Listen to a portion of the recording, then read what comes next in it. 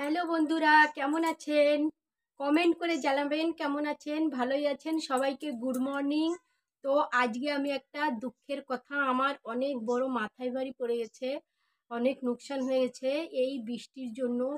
বৃষ্টিতে না একটু কিছু আনে রেখেছিলাম অনেক, সেই কিসের লোকসান হয়েছে বৃষ্টিতে আমি দেখাবো।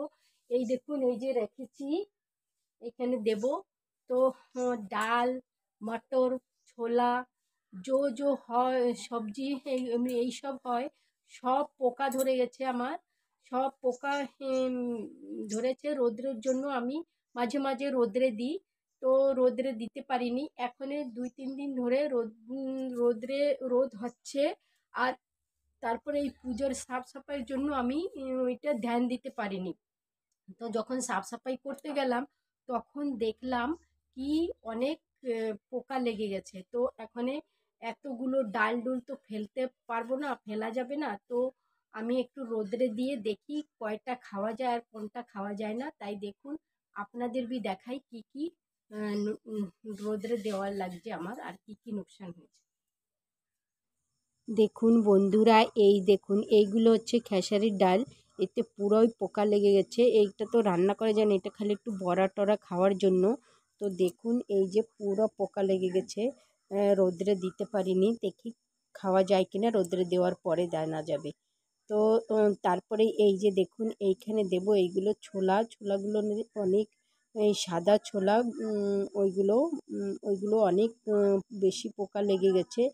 আর ঘুগনির মটর যেটা না, ওইটা বি খুব পোকা লেগে গেছে। তো দেখুন, এই যে ছোলাগুলো এই যে দিয়ে দিলাম, আর সেই পোকায় পুরো নিচে না পুরো বেসন বানিয়ে দিয়েছে। আর এই যে এইগুলো হচ্ছে ঘুগনির মটর না, এগুলো মতলব সবজি খাওয়া মটর। এইগুলো বি একটু ঘুগনিরগুলো হলুদ থাকে, এগুলো মতলব কাঁচা মটর শুকায় রেখে দেয়। তো আর এই যে ঘুগনির মটরটা অনেক লেগে গেছে। আর এই দেখুন কয়টা চিড়া, এই চিড়াগুলো বি পোকা লেগে গেছে। ওহো, আমার খুব মাথায় বাড়ি হয়ে গেছে গো। আর কি করা যাবে, সত্যি অনেক লোকসান হয়ে গেল। তাই আপনাদের কাছে একটু সবার কাছে শেয়ার করলাম। তো বন্ধুরা দেখুন, এই যে সব কিছু রোদ্রে দিয়ে দিয়েছি, এই দেখুন সব একটা করে। আর এই ঘরে না বেশি রোদ পড়ে না, তো তাই রোদ্রে বি দেওয়া যায় না। এই দেখুন এক সাইডে দিয়েছি, আর এক সাইডে ওই যে গাছের ছাওয়া বি এসে গেছে। তো ভিডিওটা এইখানে খতম করলাম। ভালো লাগলে লাইক শেয়ার করবেন। আর বাই বাই, থ্যাংক ইউ।